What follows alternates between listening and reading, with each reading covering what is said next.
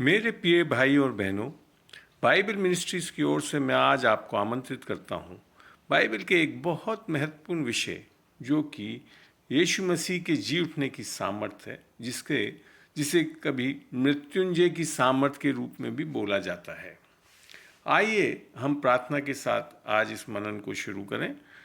पिता परमेश्वर, यीशु मसीह, पवित्र आत्मा, हम आपको आमंत्रित करते हैं इस विषय के मनन में खुदावन, ताकि आप हमारे को अपनी आत्मा के द्वारा उन गहरी बातों को वचन से सिखाएं, जिससे हम जान सकें कि यीशु मसीह के जी उठने की सामर्थ्य ही सबसे महत्वपूर्ण सामर्थ्य है, जिसे हमें पाना चाहिए और उसके अनुसार जीने वाला होना चाहिए। मैं धन्यवाद देता हूँ आज के दिन के लिए। यीशु के नाम से इस प्रार्थना को मांगता हूँ, आमीन। चलिए, तो हम ये देखते हैं कि यीशु मसीह की जी उठने की सामर्थ बाइबल में क्या है। इसके बारे में पौलुस ने चाहा था कि वे इसको जाने। जब हम पढ़ते हैं फिलिपियों 3:10 में इसे पाते हैं, और मैं उसको और उसके मृत्युंजय की सामर्थ को, अर्थात जी उठने की सामर्थ को, और उसके साथ दुखों में सहभागी होने के मर्म को जानूं। तो आगे जब देखते हैं कि जो जी उठने की सामर्थ है वो मात्र किसके द्वारा है? पवित्र आत्मा के भाव से होता है। जैसा हम पढ़ते हैं रोमियो 1:4 में, और पवित्र आत्मा की भाव से मरे हुए में से जी उठने के कारण सामर्थ के साथ परमेश्वर का पुत्र ठहरा है, जो कि यीशु मसीह के बारे में ये लिखा गया है यहाँ पे।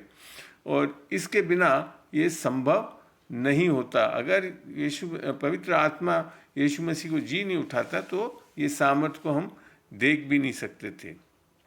ये सामर्थ यीशु मसीह ने जब मार्था से बात करते हुए बताया था कि वह उसके अंदर है, अर्थात यीशु मसीह के अंदर है। पढ़ते हैं यूहन्ना 11:25, यीशु ने उससे कहा, पुनरुत्थान और जीवन मैं ही हूँ। जो कोई मुझ पर विश्वास करता है वह यदि मर भी जाए तो भी जिएगा। आगे अब हम देखते हैं कि बाइबल के विश्वास के अनुसार, या मसीह का विश्वास जो सही में क्या है, वो बिना जी उठने की सामर्थ्य से एक तरह से व्यर्थ है। इसको पढ़ते हैं हम 1 कुरिन्थियों 15:13-16 में, यदि मरे हुओं का पुनरुत्थान ही नहीं तो मसीह भी नहीं जी उठा, और यदि मसीह भी नहीं जी उठा तो हमारा प्रचार करना भी व्यर्थ है और तुम्हारा विश्वास भी व्यर्थ है। वरन हम परमेश्वर के झूठे गवाह ठहरे, क्योंकि हमने परमेश्वर के विषय में ये गवाही दी कि उसने मसीह को जिला दिया, यद्यपि नहीं जिलाया, यदि मरे हुए नहीं जी उठते, और यदि मुर्दे नहीं जी उठते तो मसीह भी नहीं जी उठा। बाइबल हमें ये स्पष्ट करती है कि पहला आदम के द्वारा पाप जगत में आया और उसके कारण मृत्यु और पाप सब में फैल गया और सब ने पाप किया। पढ़ के देखते हैं रोमियो 5:12, इसलिए जैसा एक मनुष्य के द्वारा पाप जगत में आया और पाप के द्वारा मृत्यु आई, और इस रीति से मृत्यु सब मनुष्यों में फैल गई, इसलिए कि सब ने पाप किया। आगे हम देखते हैं कि परमेश्वर ये नहीं चाहता कि हम पाप के प्रभाव में जिए और पापों को करते रहें और मर जाएं। पाप का स्वभाव जो है वो आदम के कारण मनुष्य जाति में आया, और वो भी उसकी अनाज्ञाकारिता के कारण, जिससे कि वह परमेश्वर की आत्मा से मनुष्य की आत्मा अलग हो गई, जिसे हम आत्मिक मृत्यु बताते हैं, जैसा कि इफिसियों 2:1 भी बताता है हमें। और उसने तुम्हें भी जिलाया जो अपने अपराधों और पापों के कारण मरे हुए थे। तो हम ये देखते हैं कि आदम के एक अनाज्ञाकारिता के कारण आत्मिक मृत्यु मनुष्य में फैल गई, और ये है कि हम इसके कारण हम सब पापी ठहराए गए, पापी कहलाए गए। परंतु जो सुसमाचार, एक अच्छा समाचार है कि यीशु मसीह के आज्ञाकारिता के कारण, अर्थात जो आखिरी आदम के आज्ञाकारिता के कारण हम सब धर्मी ठहराए जा सकते हैं और आत्मा में बिल्कुल नया जीवन पा सकते हैं। रोमियो 5:19 में लिखा है ये कि क्योंकि जैसा एक मनुष्य की आज्ञा ना मानने से बहुत लोग पापी ठहरे, वैसे ही एक मनुष्य के आज्ञा मानने से बहुत लोग धर्मी ठहरेंगे। आगे पहला कुरिन्थियों 15:22 भी ये स्पष्ट करता है, और जैसे आदम में सब मरते हैं, वैसे ही मसीह में सब जिलाए जाएंगे। यीशु मसीह के जी उठने के कारण हम अब जीवनदायी आत्मा, जो कि परमेश्वर की आत्मा, जो आदन की वाटिका में एक मनुष्य ने खो दिया, उसको हम वापस पा सकते हैं। पढ़ के देखते हैं पहला कुरिन्थियों 15:21, क्योंकि जब मनुष्य के द्वारा मृत्यु आई तो मनुष्य ही के द्वारा मरे हुओं का पुनरुत्थान भी आया। आगे पढ़ते हैं पहला कुरिन्थियों 15:45, ऐसा ही लिखा भी है कि प्रथम मनुष्य अर्थात आदम जीवित प्राणित बना, और अंतिम आदम जीवनदायक आत्मा बना। बाइबल से स्पष्ट है कि हम सब ने पाप किया है, और इसके कारण हम सब महिमा रहित हैं, जैसा कि रोमियो 3:23 में लिखा है, इसलिए कि सब ने पाप किया है और परमेश्वर की महिमा से रहित हैं। तो अब हमारा विश्वास, जो कि पुनरुत्थान की सामर्थ्य से मिलता है, कि वही हमारे को हमारे पापों में से निकाल सकता है। पढ़ के देखते हैं पहला कुरिन्थियों 15:17, और यदि मसीह नहीं जी उठा तो तुम्हारा विश्वास व्यर्थ है और तुम अब तक अपने पापों में फंसे हो। तो आगे चल के अब हम देखेंगे, आत्मिक रूप से मरा हुआ मनुष्य, उसे स्वाभाविक मनुष्य भी कहते हैं, अर्थात शारीरिक मनुष्य, और इस पापी स्वभाव का मनुष्य भी कहते हैं। अंग्रेजी में इसे कार्नल मैन कहते हैं, अर्थात देह में चलने वाला मनुष्य। और ये मनुष्य परमेश्वर को खुश नहीं कर सकता, जैसा कि आदम के कारण ये हुआ है। रोमियो 8:8 ये बताती है, और जो शारीरिक दशा में हैं वे परमेश्वर को प्रसन्न नहीं कर सकता।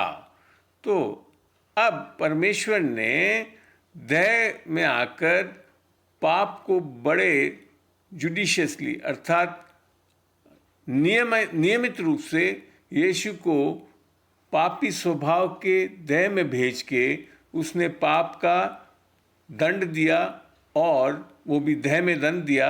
और जो वचन बताता है हमारे को कि संसार के पापों को परमेश्वर ने यीशु मसीह के ऊपर डाला, और उसके साथ उसका दंड भी उसने उसके ऊपर डाल दिया, जिसके कारण आज परमेश्वर पापी मनुष्य को धर्मी ठहरा सकता है, और उसे अपनी पवित्र आत्मा को दे सकता है, जो कोई उस पर विश्वास करता है, जो कि क्रूस पे किए गए कार्य के कारण संभव होता है। अर्थात एक रूप में से सुसमाचार पे विश्वास करने से, जैसा कि सुसमाचार के बारे में वर्णित है कि यीशु मसीह हमारे पाप के लिए मारा गया, गाड़ा गया, और तीसरे दिन जी उठा, जिसके कारण हम उद्धार पाते हैं।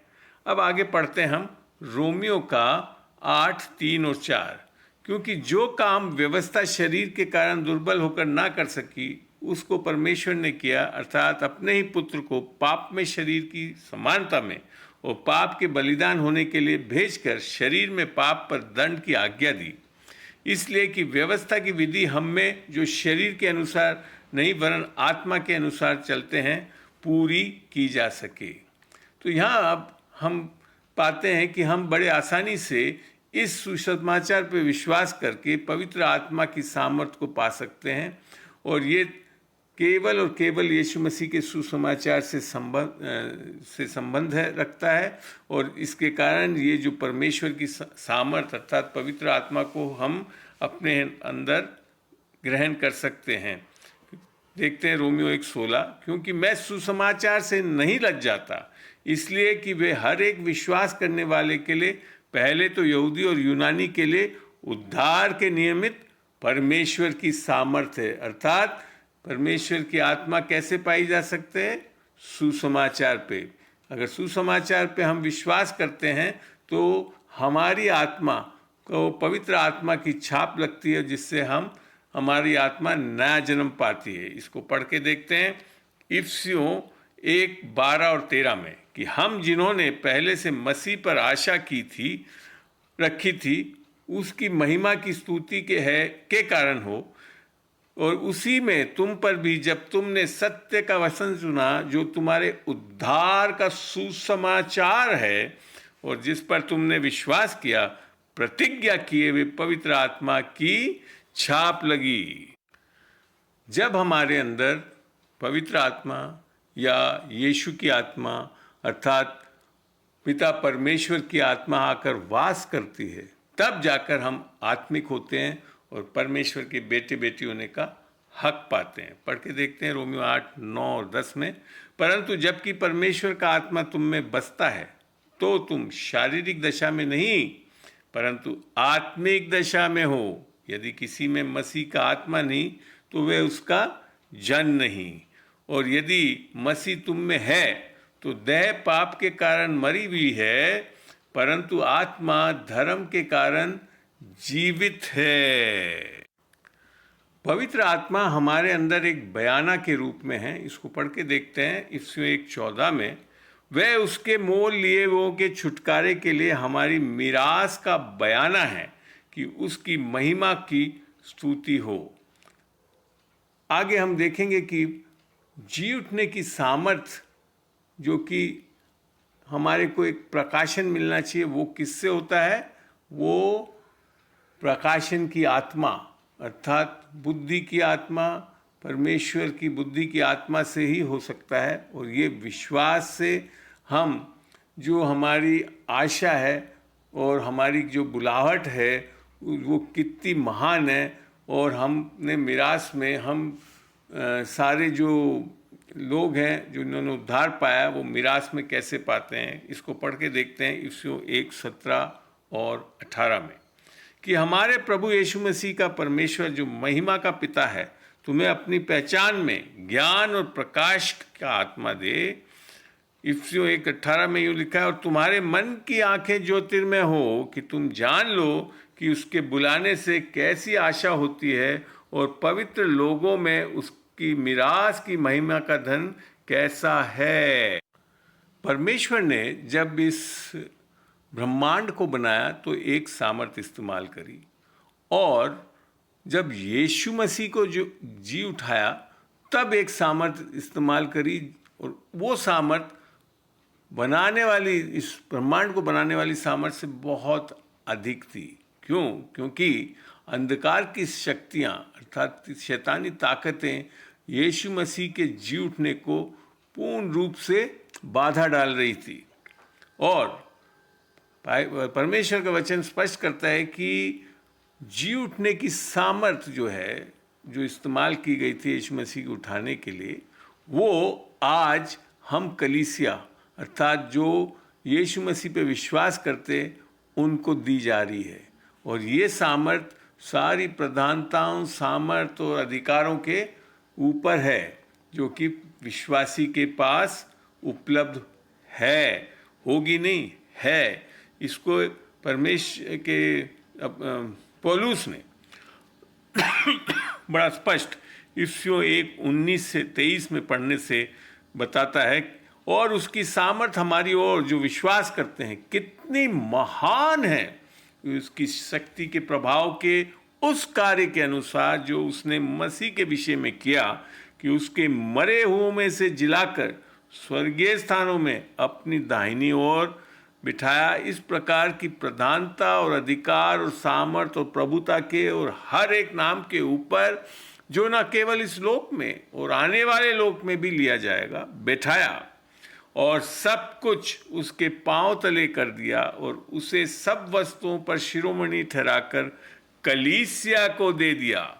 अपने पास नहीं रखा, कलीसिया को दे दिया। वह उसकी देह है और उसी को की परिपूर्णता है, जो सब में सब कुछ पूर्ण करता है। परमेश्वर की यीशु मसीह की जी उठने की सामर्थ्य ही है जो कि हमारे को सुसमाचार प्रचार करने के लिए सामर्थ्य देती है, और उसके कारण ही चिन्ह और चमत्कार होते हैं। इसको आप पढ़ के देख लेना, मरकुस में 16:15 से 18 में लिखा भी है, और जहाँ पे ये बताया गया है कि हम विश्वासी है जो कि दुष्ट आत्माओं को निकालेंगे और और जो जहरीली चीज़ भी, अगर कुछ नाशक वस्तु भी पी जाएंगे तो भी उनकी कुछ हमारी हानि ना होगी। हम बीमारों पे हाथ रखेंगे और वे चंगे हो जाएंगे। हमारी शारीरिक मृत्यु हमारे देह में ये दर्शाती है कि हम मर जाते हैं, परंतु ये जो देह है जो कि मरती है, परंतु ये आगे लिखा है कि जब पवित्र आत्मा हमारे अंदर अर्थात यीशु मसीह की जी उठने की सामर्थ हमारे अंदर आती है तो ये जी उठती है। रोमियो 8:11 इसे बताता है। और यदि उसकी आत्मा जिसने यीशु को मरे हुए में से जिलाया तुम में बसा हुआ है, तो जिसने मसीह को मरे हुए में से जिलाया वे तुम्हारी मरणहार देहों को भी अपने आत्मा के द्वारा जो तुम में बसा हुआ है जिलाएगा। यीशु मसीह की जी उठने की सामर्थ के कारण उसकी जो शरीर था वो एक महिमा का शरीर हो गया और वो अब जगह और जो समय में सीमित नहीं रहा और यीशु मसीह बड़े आसानी से बंद कमरों में और आ सकता था और जा सकता था। इसी प्रकार से हमारी भी जो मरणहार देह है वो इस प्रकार से महिमा की आत्मिक शरीरों में बदल दी जाएगी इस यीशु मसीह के जी उठने की सामर्थ्य से। देखते हैं फिलिपियों 3:21 में, वे अपनी शक्ति के उस प्रभाव के अनुसार जिसके द्वारा वे सब वस्तुओं को अपने वश में कर सकता है, हमारी दीनहीन देह का रूप बदलकर अपनी महिमा के देह के अनुकूल बना देगा। इसी के बारे में जब हम 1 कुरिन्थियों 15:42 से 44 पढ़ते हैं तो वहाँ पाते हैं कि मुर्दों का जी उठना भी ऐसा ही है। शरीर नाशमान दशा में बोया जाता है और अविनाशी रूप में जी उठता है।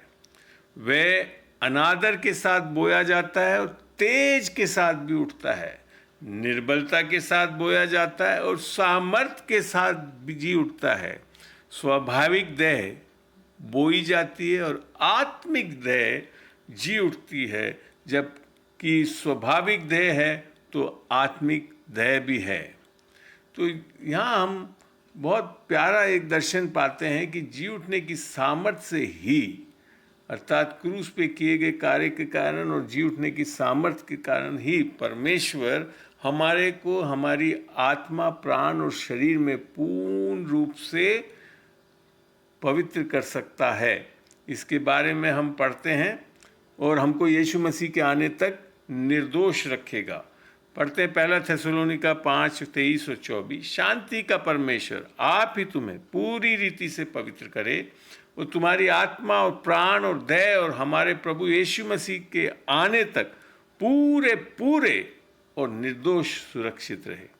और आगे लिखता है, तुम्हारा बुलाने वाला सच्चा है और वह ऐसा ही करेगा। इसे अनुग्रह के द्वारा विश्वास से हम बोलते हैं सब कुछ संभव है। तो अर्थात जैसा कि इफिसियों 2:8-10 बताता भी है इस बारे में कि हमारा उद्धार किसके कारण होता है, अनुग्रह और विश्वास से। पढ़ के देखते हैं इसे इफिसियों 2:8 से 10 में, क्योंकि विश्वास के द्वारा अनुग्रह ही से तुम्हारा उद्धार हुआ है और ये तुम्हारी ओर से नहीं वरन परमेश्वर का दान है, और ना कर्मों के कारण, ऐसा ना हो कि कोई घमंड करे, क्योंकि हम उसके बनाए हुए हैं और मसीह यीशु में उन भले कामों के लिए सजे गए हैं जिन्हें परमेश्वर ने पहले से हमारे करने के लिए तैयार किया है।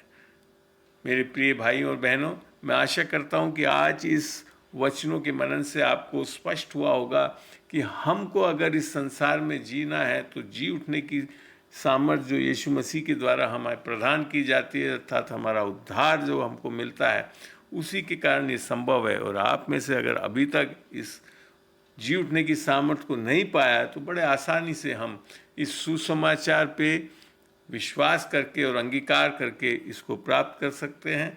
आइए हम इसके लिए आपको इस प्रार्थना में ले चलें। यीशु मसीह, तेरा धन्यवाद देते हैं। पिता परमेश्वर, तेरा धन्यवाद देते हैं। पवित्र आत्मा, तेरे इस प्रकाशन के लिए धन्यवाद देते हैं। हम मानते हैं कि यीशु मसीह हमारा प्रभु और उद्धार करता है। वो हमारे पाप के लिए मारा गया, गाड़ा गया और तीसरे दिन जी उठा ताकि हम निस्संदेह जी उठने की सामर्थ्य अर्थात हमारा उद्धार, हमारा नया जन्म पा सके और आत्मा को, पवित्र आत्मा को हमारे हृदयों में विश्वास के द्वारा धारण कर सकें। और इसके कारण अब हम आगे उस जी उठने की सामर्थ्य से यीशु मसीह का एक सामर्थ्य जीवन हमारे अंदर प्राप्त करके उससे चलने वाले हो सके। यीशु के नाम से हम ये मांगते हैं, आमीन।